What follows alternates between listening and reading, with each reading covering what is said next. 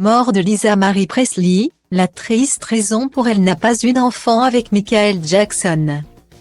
Difficile d'y croire et pourtant, Lisa Marie Presley, fille unique de la légende du rock Elvis Presley, est décédée à 54 ans. Ce jeudi 12 janvier, 2 jours après avoir été aperçu sur le tapis rouge des Golden Globes, l'acteur Austin Butler était récompensé pour son rôle dans le biopic Elvis. La femme d'affaires et chanteuse a été victime d'une crise cardiaque. Retrouvée inconsciente par sa gouvernante à son domicile de Calabasas, à Los Angeles, elle aurait reçu un massage cardiaque de son ex-mari Danny Coog, qui vit toujours dans la propriété, avant d'être transportée en urgence à l'hôpital. Malheureusement, les efforts des secours n'ont pas suffi à la sauver, puisque sa mère, Priscilla Presley, a annoncé son décès dès le lendemain. C'est avec le cœur lourd que je dois partager une nouvelle dévastatrice. Ma chère fille Lisa Marie nous a quittés.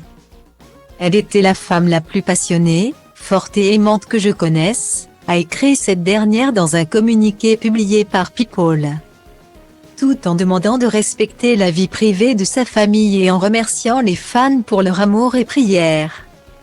De Lisa Marie Presley, le public retiendra surtout la manière dont elle avait géré la société Elvis Presley Enterprise, sa carrière de chanteuse, mais aussi son histoire d'amour iconique avec Michael Jackson. En 2010, lorsque le roi de la pop et la fille de la légende du rock'n'roll avaient entamé une relation, ils avaient en effet créé l'effervescence. La fille d'Elvis et Priscilla Presley était alors déjà maman de 2 enfants, Riley et Benjamin, fruits de ses amours avec le chanteur Danny Coog. Tous deux étaient alors âgés respectivement de 5 et 2 ans. Mais ce n'est pas la raison pour laquelle elle avait à l'époque catégoriquement refusé d'avoir un enfant avec l'interprète de Thriller. Comme elle l'avait révélé dans une interview accordée à Oprah Winfrey en 2010, Lisa Marie Presley avait refusé de fonder une famille avec Michael Jackson, qui en rêvait désespérément, car elle redoutait une éventuelle séparation et une guerre autour de leur garde. Je regardais vers l'avenir et je pensais que je ne voulais jamais me battre contre lui pour leur garde.